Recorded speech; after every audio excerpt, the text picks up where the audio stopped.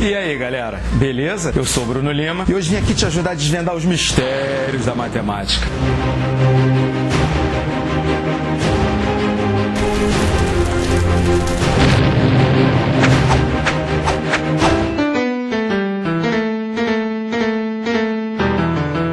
Galera, na nossa primeira temporada de vídeos, um dos vídeos que a gente lançou foi sobre conjuntos. Mas muita gente, tanto pelo Instagram, quando me encontrava pessoalmente, disse que ficou faltando uma parte introdutória antes da resolução dos problemas. E é por esse motivo que eu tô lançando esse vídeo agora. No vídeo de hoje, a gente vai ver quais são os conceitos principais e os conceitos básicos do conteúdo conjuntos. Então vem comigo. A definição de conjuntos que eu vou trazer para vocês é a seguinte: é um agrupamento de objetos que possuem características parecidas e cada um desses objetos que fazem parte desse conjunto é chamado de elemento. Porém, galera, é importante fazer aqui um parênteses, porque muitos professores e muitos autores consideram que conjunto, assim como os conceitos primitivos de geometria, ponto, reto e plano, não tem definição. Então fica aí essa questão. Tem gente que define conjunto dessa maneira, tem gente que diz que conjunto não tem definição. Dando sequência a conjunto, a gente vai falar sobre as formas de se representar um conjunto. A gente pode representar um conjunto através de nomeação, ou também chamado de enumeração, quando a gente coloca cada um dos elementos separados por vírgula entre chaves. E a gente vai representar o conjunto por uma letra maiúscula. Nesse caso, eu vou representar o conjunto P dos números primos que fazem parte de um dado de 6 faces. São eles 2, 3 e 5. Ou seja, quando eu represento por nomeação, eu estou dizendo todos os elementos que fazem parte desse conjunto. Tranquilo até aqui? Uma outra maneira de representar um conjunto é através da sua propriedade característica, ou seja, aquilo que une todos os elementos que fazem parte desse conjunto. Vou dar como exemplo o conjunto L, que é o conjunto das fases da Lua. Então vou botar a chave e vou escrever aqui, fases da Lua. O aluno que lê isso daqui, ele sabe implicitamente que aqui dentro está crescente, minguante, cheia e nova, porque eu disse apenas qual é a propriedade que relaciona esses elementos. Daí o aluno já sabe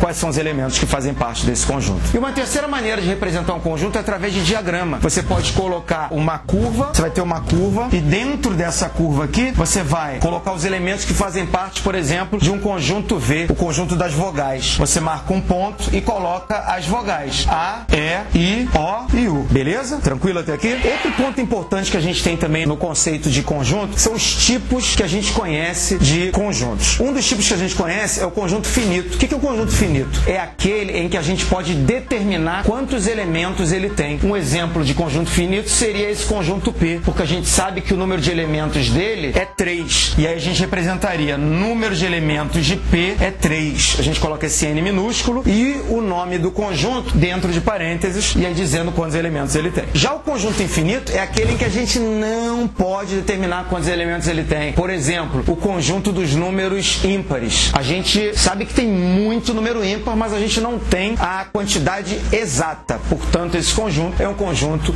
infinito. E aqui um conceito que também gera um pouco de polêmica, já que a gente falou no início, o conjunto é um agrupamento de elementos, a gente tem também o conjunto vazio. O conjunto vazio é aquele que não possui elemento. E aí ele vai poder ser representado dessa maneira ou dessa maneira. Mas atenção, muita gente boa acaba colocando esse símbolo dentro desse. Isso aqui está errado. Se você representar esse símbolo dentro dessas chaves aqui que não tem nada, esse conjunto se torna um conjunto unitário, que é o que a gente vai falar agora. É todo conjunto que possui apenas um elemento, é chamado de conjunto unitário. E os conjuntos são chamados iguais quando eles possuem todos os elementos iguais. Não tem nada que tenha em um que não tenha no outro. Por exemplo, conjunto A é formado pelas letras da palavra Roma, R-O-M-A. E o conjunto B é formado pelas letras da palavra amor, A-M-O-R. Independente da ordem ser diferente, os elementos que fazem parte do conjunto A são os mesmos dos que fazem parte do conjunto B. Portanto, A e B são conjuntos iguais. E, obviamente, conjuntos diferentes são aqueles que têm pelo menos um elemento de diferente com relação ao outro. Um elemento A é diferente do B, quando tem pelo menos um elemento de diferente. No conteúdo conjuntos também tem um conceito muito importante, que é o conceito das relações. A gente pode ter as relações de pertinência e as relações de inclusão. Mas, Brunão, que relações são essas?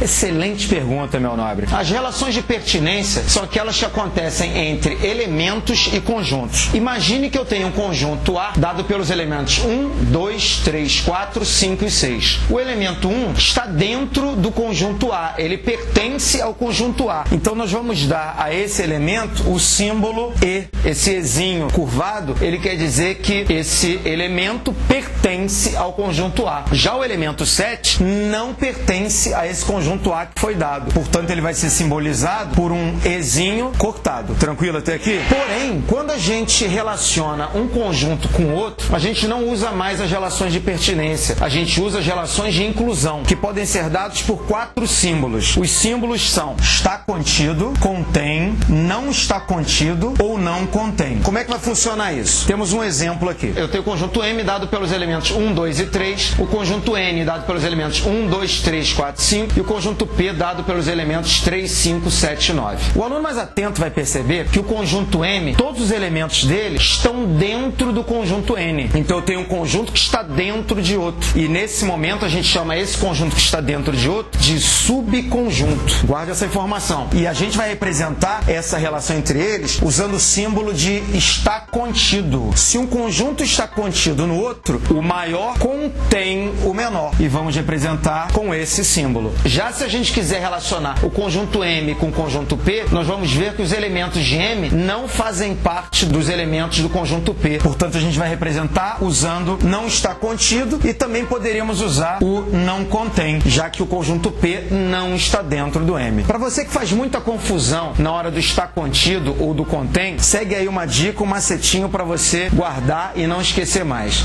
Imagine que eu tenho aqui a letra C, que é o símbolo que a gente tem ali de estar contido, e que eu tenho aqui nesse C a bundinha do C e aqui eu tenho a boca do C. Então vamos guardar assim.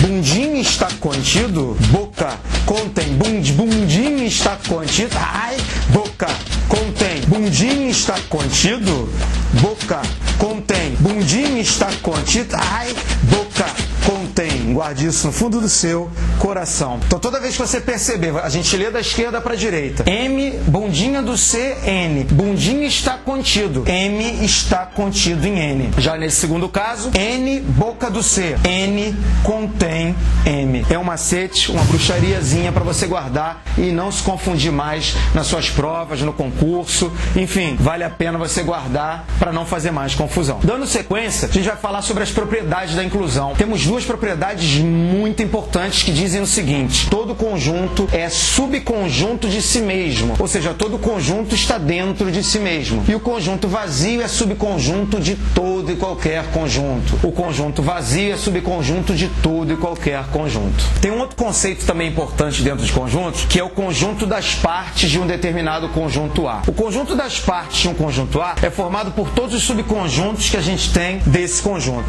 Brunão, não entendi nada. Já esperava por isso. Por isso eu trouxe esse exemplo aqui para vocês. Sendo T dado pelos elementos A, B e C. Quem vai ser o conjunto das partes que vai ser representado por esse P maiúsculo antes do nome do nosso conjunto? Aqui dentro você vai representar todos os subconjuntos que vão ser os elementos desse nosso novo conjunto. Quem são eles? O próprio conjunto vazio, como a gente acabou de ver, por conta das propriedades da inclusão. O conjunto formado apenas pelo elemento A. O conjunto formado apenas pelo elemento B. O conjunto formado apenas pelo elemento C. O conjunto formado pelos elementos A e B. Pelos elementos A e C. Pelos elementos B e C. E, finalmente, o conjunto formado pelos elementos A, B e C. Ou seja, temos aqui todos os subconjuntos possíveis que podem ser feitos usando os elementos A, B e C. E a gente percebe que quantos são os subconjuntos? 1, 2, 3, 4, 5, 6, 7, 8. Quando a questão te pedir quantos elementos tem o conjunto das partes de determinado elemento, você não precisa fazer assim no braço. Você pode usar uma fórmula que diz o seguinte: o número de elementos do conjunto das partes de A é dado por número de elementos de P de A é igual a 2 elevado a N. No nosso exemplo aqui anterior, o conjunto T tem 3 elementos. Portanto, 2 elevado a 3, 2 vezes 2, 4 vezes 2, 8.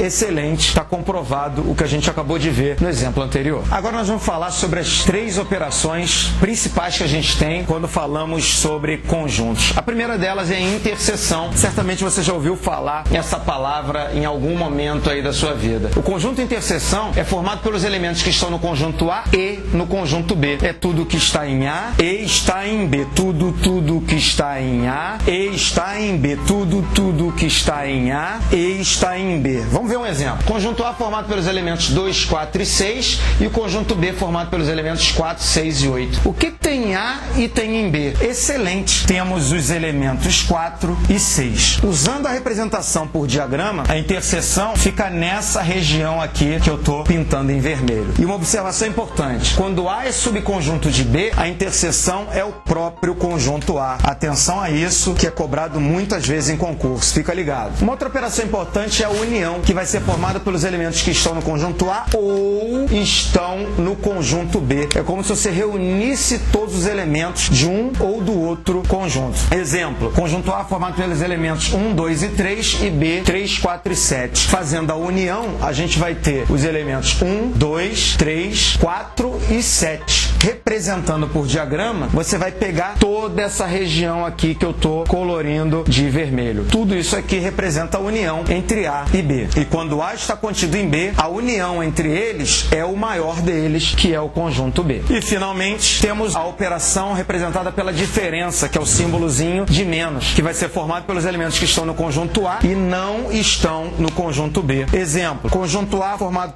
pelos elementos 6, 8 e 10 e B 8, 10 e 12. Qual é o único elemento que está em A e não está em B? Apenas o 6. Fica ligado? Porque o conjunto A menos B, nesse caso aqui, vai ser diferente do conjunto B menos A. Porque quem está em B e não está em A? O elemento 12. Então, o conjunto de diferença é tudo que está em A e não está em B. Tudo que está em A e não está em B. E, representando por diagrama, A menos B vai ser essa região aqui que eu estou pintando em vermelho para você. Antes da gente resolver a questão que eu trouxe para a gente fazer com alguns desses conceitos que a gente viu na aula de hoje, eu queria falar também sobre um outro conceito que costuma cair em prova de concurso de sexto ano, prova de nono ano, que é o conceito de complementar. Quando a gente tem um conjunto A, por exemplo, formado pelos elementos 1, 2 e 3, e um conjunto B, formado pelos elementos 1, 2, 3, 4 e 5, a gente percebe que o conjunto A é um subconjunto do conjunto B. Muitas vezes aparece o conceito de complementar. O complementar de A em relação a B é a gente fazer a operação B menos A, ou seja, é definir quais são os elementos de B que faltam ao A para que eles se tornem conjuntos iguais. No nosso caso, o complementar de A em relação a B seria os elementos 4 e 5. Mais uma informação importante para você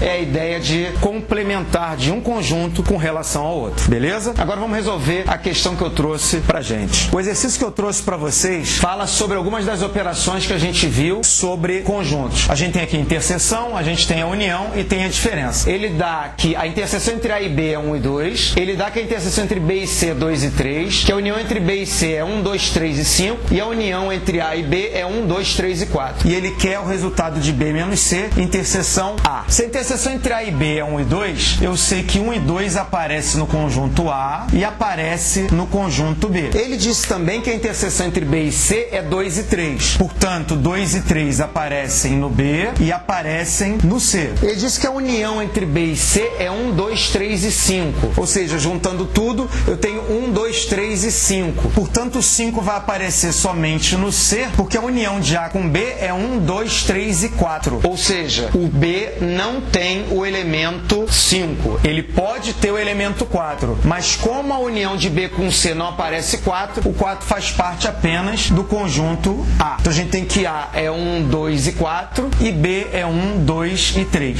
Estão aí os conjuntos que a gente tem inteiros A, B e C. Portanto, para determinar o que a questão está pedindo, que é B menos C interseção A, B menos C, tudo que está em B e não está em C. Quem está em B e não está em C? Apenas o elemento 1. E quem é o conjunto A? É formado pelos elementos 1, 2 e 4. Como a gente quer a interseção entre 1 e 1, 2 e 4, quem é o único elemento que aparece em 1 e 1, 2 e 4? Exatamente, apenas o elemento 1. Galera, beleza? Essa aula de hoje foi uma aula um pouquinho maior do que a gente costuma ver, porque foi uma aula recheada de conceitos, recheada de simbologia, uma aula muito importante para você que está fazendo concurso de 6º ano, para você que está fazendo concurso de 9º ano, para você que está no ensino médio, na primeira série do ensino médio e até mesmo se preparando para o vestibular. Espero que vocês tenham entendido essa aula. Se você não entendeu, se tem alguma coisa que você acha que a gente pode esclarecer ainda, deixa aí nos comentários. Se você curtiu, não esquece de deixar o joinha. Se está chegando hoje, amassa o botãozinho de inscrever-se, ativa o sininho para continuar recebendo as notificações do nosso canal, dos vídeos novos. Espero que você tenha gostado. Obrigado pela audiência e valeu!